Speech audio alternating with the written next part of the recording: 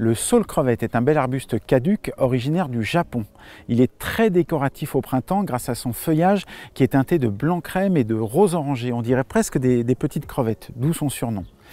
Le feuillage ensuite va virer au rosâtre, puis ensuite au blanc crème pendant l'été et il va petit à petit verdir pendant la saison.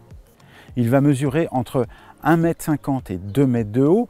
Sur tige, il va vraiment structurer le jardin et en touffe, il va pouvoir former une haie, même des bordures assez floues et lumineuses. S'il est trop à l'ombre, son feuillage sera essentiellement vert. Il faut qu'il ait quand même un peu de soleil pour avoir un beau panachage et des jolis coloris. Par contre, évitez absolument le plein soleil qui brûlera toutes ces jeunes pousses.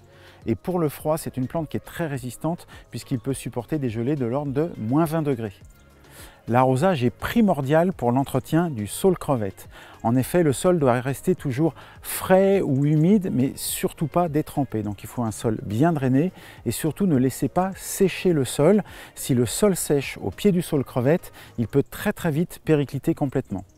D'ailleurs, parfois, si la partie supérieure meurt, on voit apparaître des petits départs le long du tronc, mais s'ils sont en dessous du point de greffe, qui est ici, qui est en tête, eh bien c'est une autre variété qui repart. Et pour maintenir un sol bien frais, la meilleure solution reste d'installer un bon paillage au pied de la plante. La taille du saule crevette est relativement simple. La première chose à faire, c'est tout au long de l'année, régulièrement, supprimer les pousses qui partent le long du tronc sous le point de greffe. Sinon, c'est un autre arbuste qui va pousser, ce ne sera pas le saule crevette qui est greffé ici.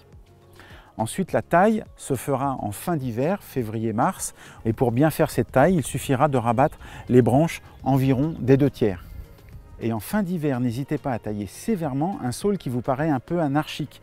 En effet, le saule reperce très facilement sur le vieux bois. C'est-à-dire que des bourgeons vont ouvrir même sur des vieilles branches anciennes et de grosses sections. Donc, aucun problème avec ça.